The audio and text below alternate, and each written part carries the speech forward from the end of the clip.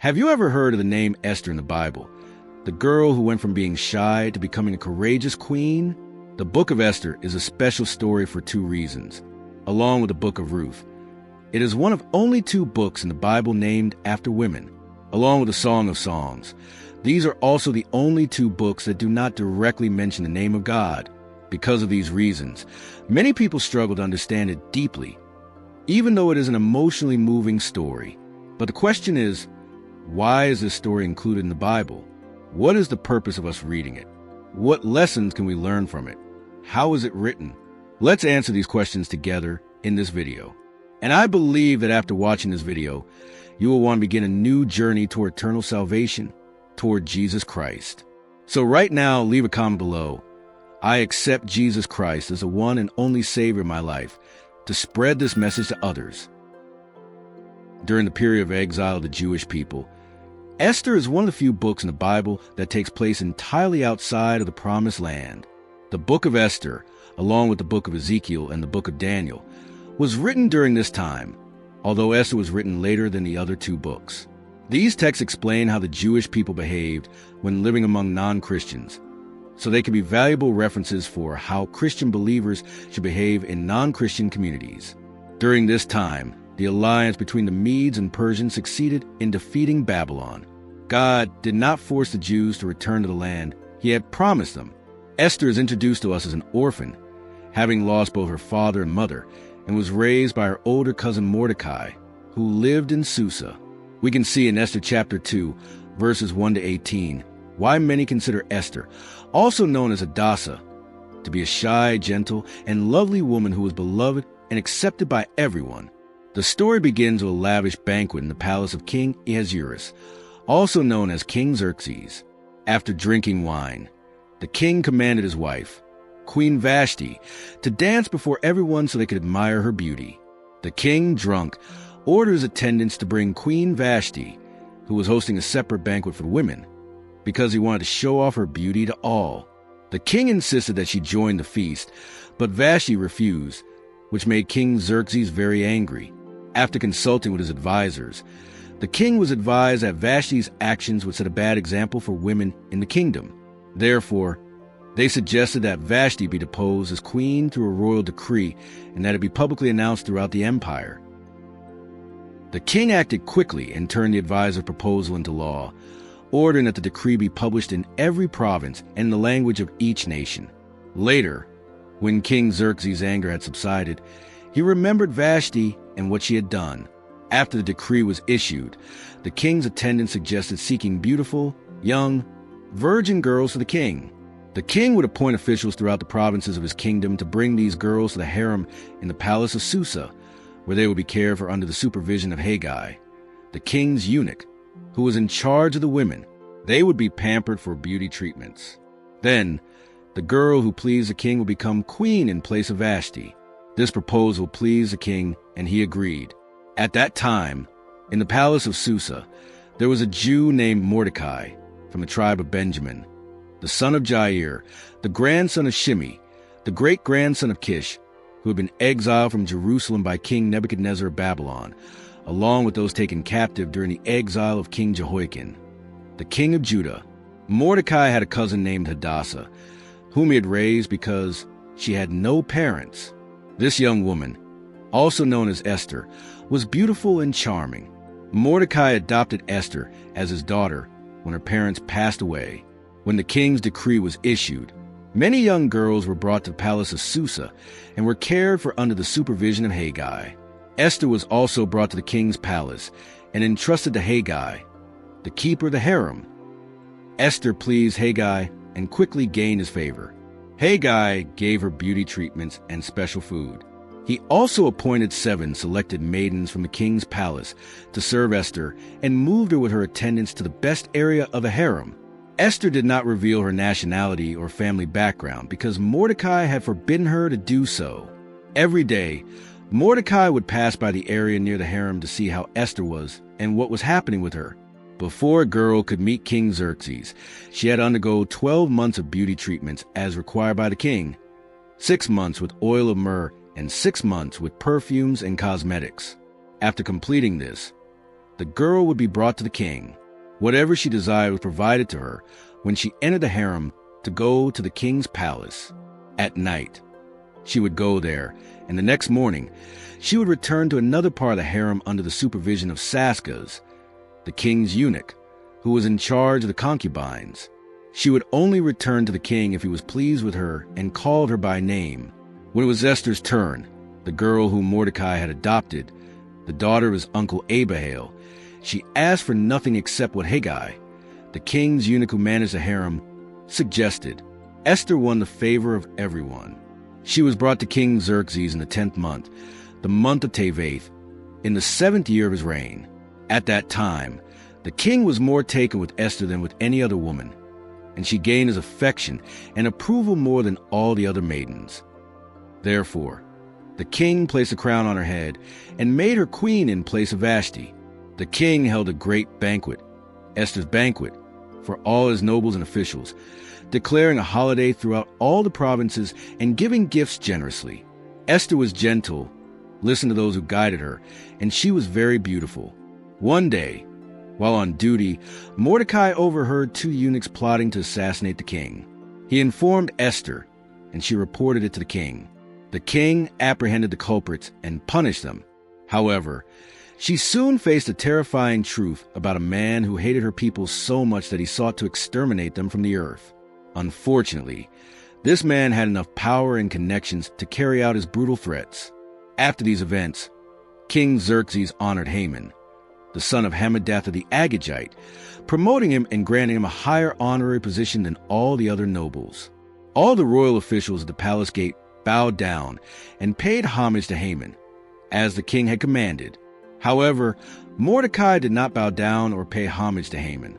The royal officials at the palace gate asked Mordecai why he did not obey the king's command. They spoke to him daily, but he refused to comply.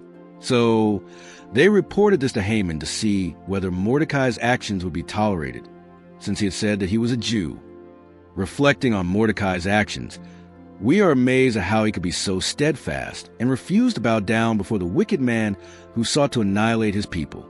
Let us pray that God gives us the strength to follow his example, even when we are surrounded by non-Christians. And don't forget to leave a comment with the word Amen to express our faith that God will accept our prayers. Back to the story. When Haman saw that Mordecai would not bow down or pay homage to him, he was very angry. However, when he learned of Mordecai's people, Haman scorned the idea of merely killing Mordecai. Instead, he sought to destroy the entire nation of Mordecai, the Jews, throughout the kingdom of Xerxes. In the 12th year of King Xerxes, in the 1st month, the month of Nisan, which means a casting of lots, was held before Haman to determine the day and month. The lot fell on the 12th month, the month of Adar. Haman told King Xerxes that there was a certain people scattered among the nations in all the provinces of the kingdom, who lived separately and had different customs from everyone else, and they did not obey the king's laws. This was not in the king's best interest. Let the king issue a decree and give it to Haman, the son of Hammedatha the Agagite, the enemy of the Jews, to keep the money and do what he wants with that people. On the 1st day of the 1st month, the royal secretaries were summoned. They recorded all of Haman's instructions sent to governors of the king's provinces, the officials of the various nations, and the nobles. These instructions were written in the name of King Xerxes and sealed with the king's own signet ring. The orders were sent through messengers to all the provinces of the kingdom with a command to destroy, kill, and annihilate all the Jews, from young to old, male and female, on the 13th day of the 12th month, the month of Adar, and to plunder their property. A copy of this decree was to be issued as law in each province and made known to all the peoples. To prepare for that day, the messengers hurried out, as the king had commanded, and the decree was published in the citadel of Susa. The king and Haman sat down to drink, but the city of Susa was in confusion. Esther chapter 3, verses 1 to 15, highlights a brave and bold Esther, who is famous for saving her people. Of course, initially, she was very afraid. Go to see the king without being summoned was forbidden and could lead to death. But her cousin reminded her that she was born for such a time as this. So she rose to pray and fast, determined to become a part of the plan to save her people.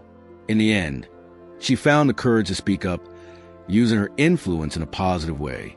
Esther chapter 4, verses 1 to 17, recounts it when Mordecai learned what had happened. He tore his clothes, put on sackcloth and ashes, and went out into the city, crying and wailing in great anguish. However, he only went as far as the king's gate, because no one wearing sackcloth was allowed to enter.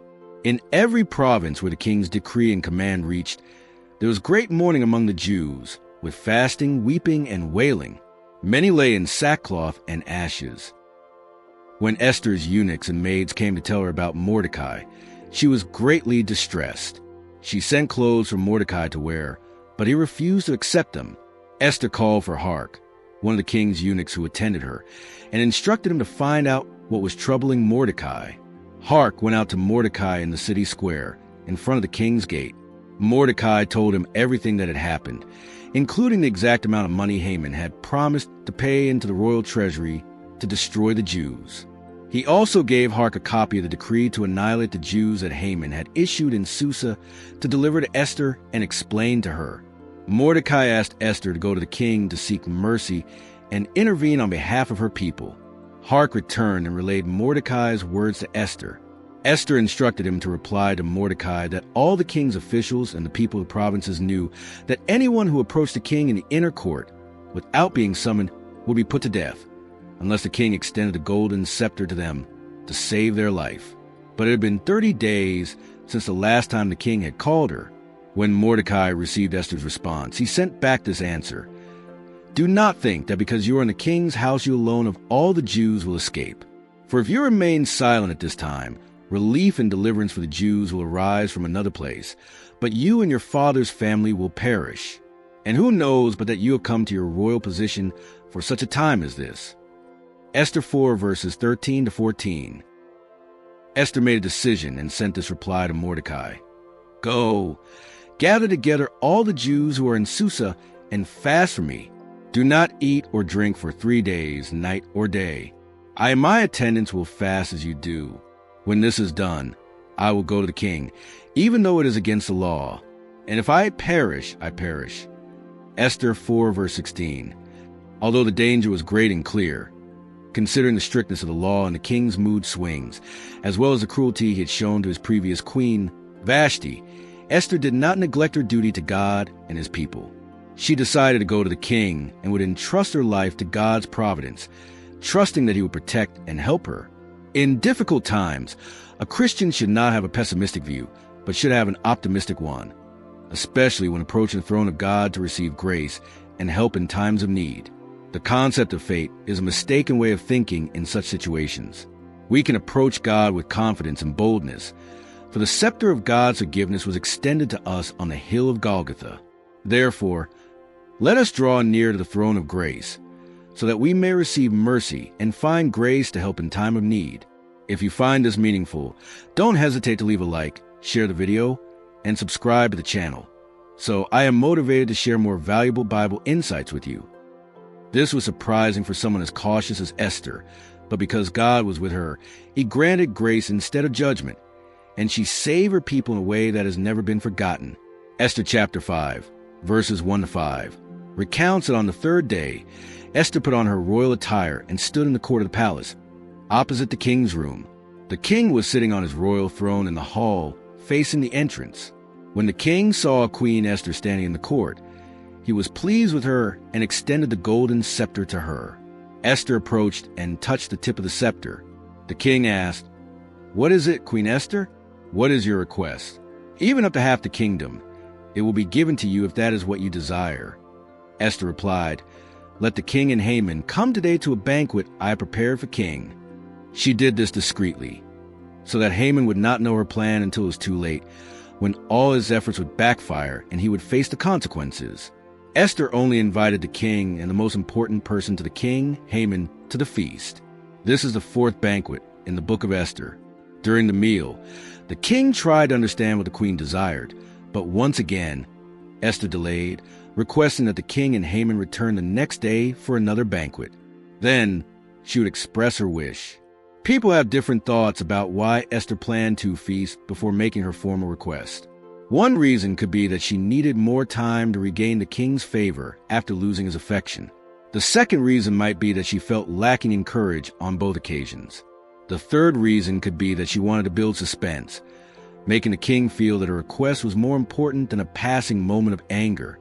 The fourth reason could be that she wanted to elevate Haman's ego and surprise him before exposing him as a ruthless murderer. It's possible that all of these factors contributed to her strategy. Haman left the banquet in a joyful and proud mood. However, he became furious when he encountered Mordecai on his way out of the palace, but he restrained himself from acting violently. Haman gathered his friends and his wife Zeresh and told them about all the good things that had happened to him. The only thing that dimmed his joy was the Jew. His wife advised him to build a gallows 75 feet high and asked the king for permission to hang Mordecai on it. Haman found this idea intriguing and he followed through with it. One night, King Xerxes could not sleep, so he ordered the Book of Chronicles to be brought and read aloud before him. As they read about how Mordecai had uncovered a plot to assassinate the king remembered that he had never rewarded him. This arrangement was part of God's providence. After investigating, it was discovered that Mordecai had never received any recognition or reward for his act of saving the king's life. It is remarkable how the events in this story, both main and secondary, intertwine with overlapping opportunities and events. All these elements came together to fulfill the great plan that God had ordained. God was in complete control of the situation. Haman had likely come to the palace that morning to present his proposal to King Ahasuerus about how to deal with Mordecai. Surprisingly, this was also the moment when the king felt the need to honor the man who had saved his life from the assassination plot. When the king asked Haman, what should be done for the man the king delights to honor, Haman, thinking the time had finally come for his recognition, suggested a grand plan with great honors, akin to those reserved for the king. Then, the king commanded Haman to quickly carry out these honors, not for Haman, but for Mordecai. Haman walked out of the city feeling that his worst enemy was the very man the king was honoring. A spirit of arrogance always precedes a downfall, and pride leads to destruction. Proverbs 16, verse 18. Pride goes before destruction, a haughty spirit before a fall. In our time, there is a person whom the king delights to honor, Jesus Christ. God has determined that every knee will bow before him, and every tongue will confess that he is Lord, to the glory of God the Father. Philippians 2, verse 10. After being defeated, Haman returned home and told his family about the strange events that had occurred. His wife and some wise friends realized this was a sign of the success of the Jews and the failure of Haman on that day. However, now it was time for Haman to rush to Esther's banquet.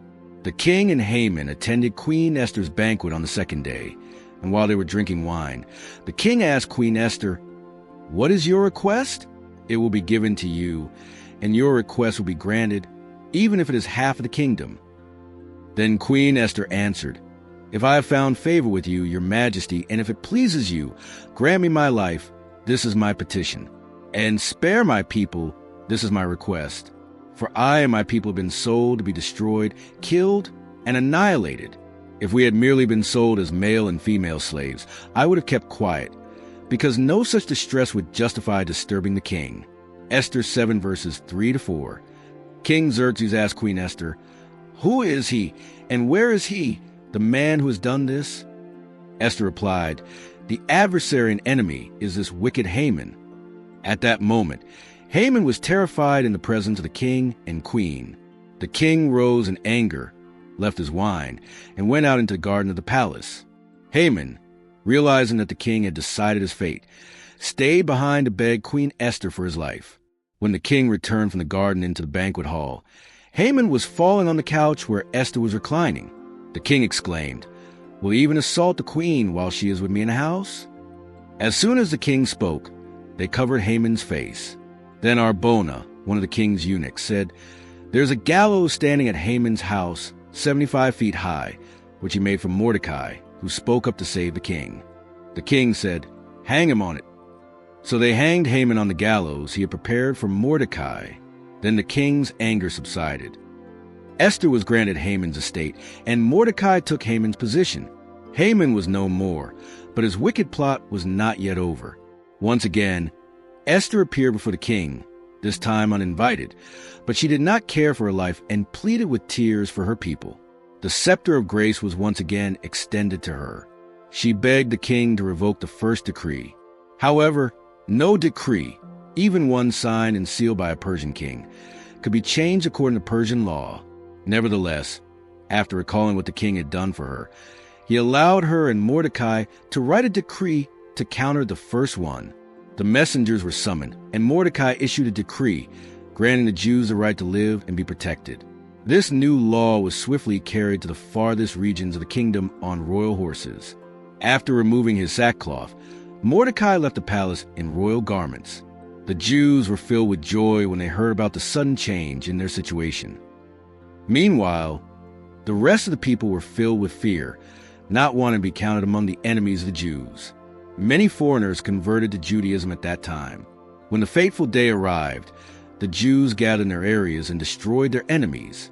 Even the lords and governors helped the Jews because they feared Mordecai, who was second in the kingdom. Indeed, Mordecai was a powerful figure in the palace, and his reputation spread throughout the provinces. His prestige grew steadily, making no one dare to confront the Jews. It was because of Mordecai's influence that the Jews received strong support in all their actions. The Jews used swords to strike down all their enemies. It was a massacre and annihilation, and they treated their enemies as they saw fit. In the city of Susa, 500 people were killed and destroyed. Additionally, they killed Parsandatha, Dalphon, Aspatha, Poratha, Adalia, Aridatha, Parmashta, Arisai, Aridai, and Vaizatha, the 10 sons of Haman, the son of Hammedatha, the enemy of the Jews. But they did not take the plunder from their enemies. On that day, the number of people killed in the city of Susa was reported to the king.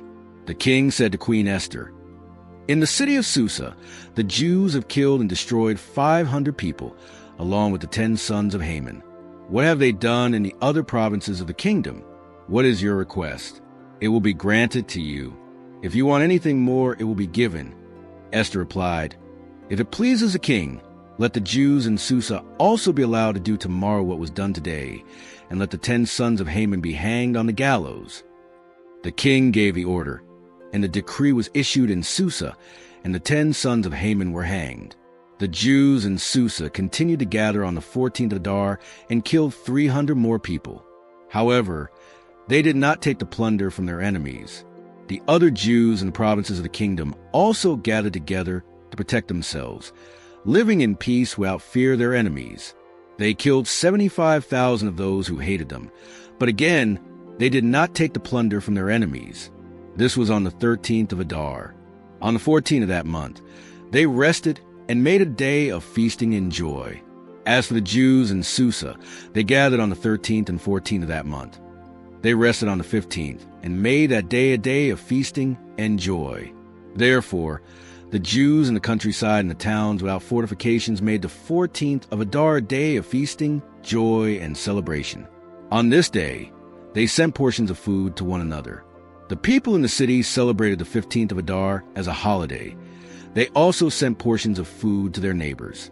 These days became an occasion for Jews everywhere to unite, share joy, and commemorate a great victory, a significant moment in their history. Mordecai recorded these events and sent letters to all the Jews throughout the provinces of King Ahasuerus' kingdom, both near and far. He instructed that each year, the Jews should celebrate the 14th and 15th of Adar as the days they were saved, no longer fearing their enemies. He also instructed that the month of Adar be turned into a month of celebration, a month where sorrow is replaced by joy, and the day of mourning becomes a day of feasting. They would make these days a time of feasting and joy, sending food to one another and gifts to the poor. The customs that the Jews began to observe, along with what Mordecai had written for them, they accepted and established as a tradition.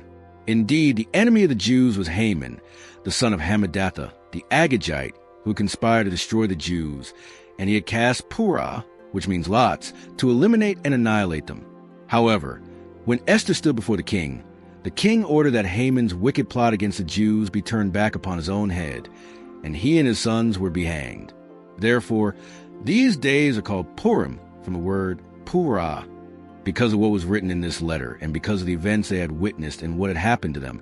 The Jews decided and established that this should be an unalterable tradition to be kept forever by them and their descendants, as well as by anyone who joins with them. Every year, they must commemorate these 2 days as written and at the appointed time. Future generations will always remember and celebrate this festival in every family, every province, every city. The Jews are not allowed to disregard these days of Purim, nor are they to let their children forget them. Queen Esther, the daughter of Abihail and Mordecai the Jew, used all her influence to approve this second letter regarding the festival of Purim. Mordecai sent these letters to all the Jews in the 127 provinces of King Ahasuerus' kingdom, along with sincere greetings of peace. The purpose of this letter was to confirm the observance of Purim on the correct dates, as Mordecai and Queen Esther had established, and in the manner they had set for themselves and their descendants, including fasting and prayer. Thus, Esther's decree approved everything concerning the festival of Purim, and it was recorded in the book. The book of Esther ends with the honoring of Mordecai. The fact that there is no record of his death is noteworthy, as most prominent figures have an obituary, but not Mordecai. Mordecai always cared about the welfare of his people. He was a true patriot, and when he was elevated to the highest position under King Xerxes, he used his power to promote the prosperity of Israel. In this, he is a model of Jesus, who sits on the glorious throne, not seeking personal gain, but using his power for the benefit of his people. Every Christian should be a Mordecai for the church, doing their utmost for prosperity of the church. Some people are placed in positions of wealth and power to honor God in the highest places on earth and to witness for Jesus Christ before those in authority. Others have something even better, a close relationship with the King of Kings. And they must remember to pray daily for God's people, those who are weak, doubtful, tested, and discouraged. However, this story is not just a good story. Why was the book of Esther included in the Bible? Is it just to teach us how to be courageous in public positions? What does the book of Esther mean for Christians? Esther is an example of obedience, humility, simplicity, and faithfulness. In this story, God is acting to protect the people from whom his son will be born. I see that in the fasting and praying of the people when they first learn of the wicked plot against them. I see this through Mordecai's faith that God will save his people. He even told Esther that if she was not willing to be God's instrument, someone else would. Though he did not explicitly mention God's name, it was implied. This is a great faith in God's providence, and I see it in the coincidence of events, such as when Mordecai saved the king's life many years earlier. King Xerxes recorded this in his chronicles, and when the king could not sleep, he read the exact page in Chronicles where Mordecai's deed was mentioned. Although God's name is not mentioned in the book of Esther, he certainly intervened in this event. Esther was rightly called the novel of providence by one scholar. Esther and Daniel lived in the same period and went through the same exile. They were two people far from home, but God placed them in positions of power in a pagan society without compromising their principles. They made significant progress in advancing God's kingdom. This story encourages us to advance in society and in our careers to the greatest extent possible, as long as we do not compromise our religious faith. God may place us in positions of influence for the benefit of his kingdom. We must be willing for him to place us in positions where we can progress.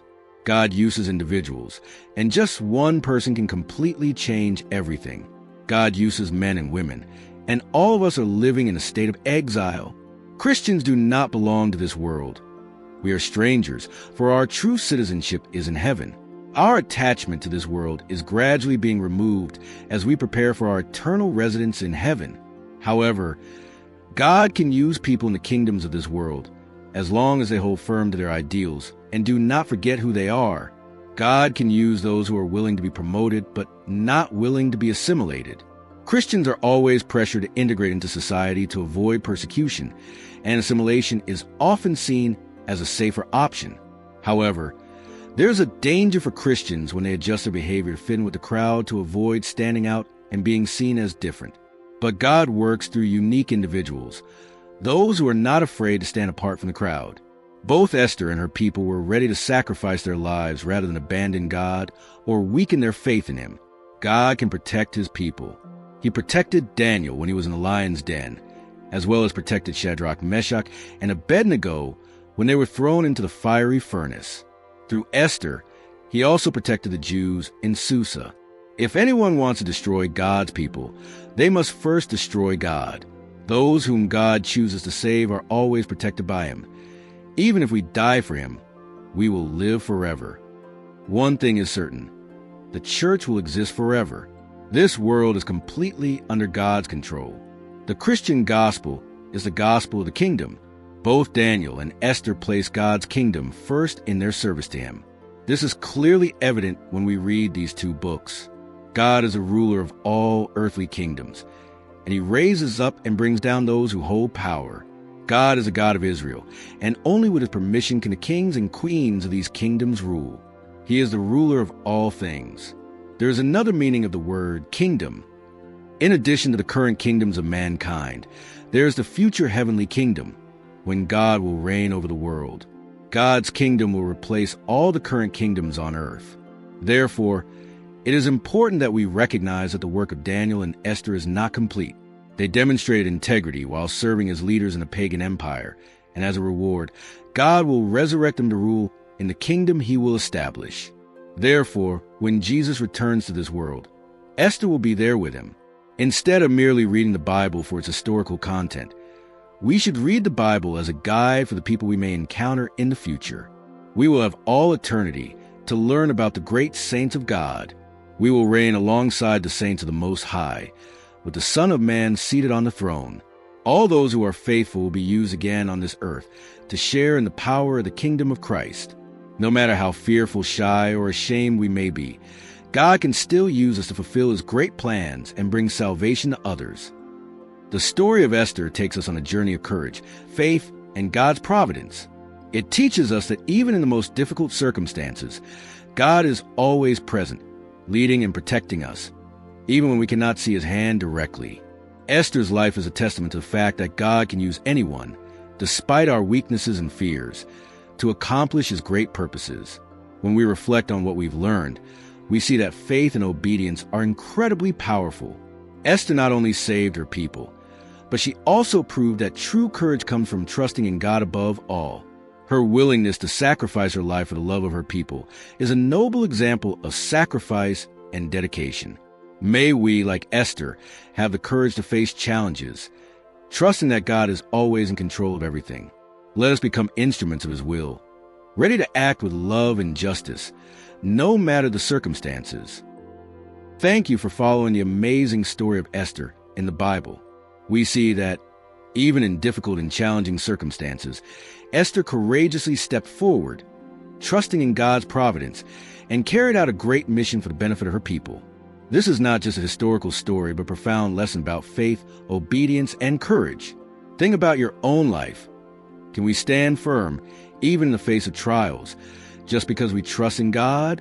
Esther set an example of doing what is right, even when facing danger. Her story reminds us that nothing is impossible when we let God lead us. So, what do you think about Esther's lesson? How can you apply faith and courage in your own life? Share your thoughts in the comments below. And don't forget to hit the like button, share the video, and subscribe to the channel. We will continue to bring you interesting stories and lessons from the Bible to learn and grow together in faith. Let's share God's love and salvation with everyone around us.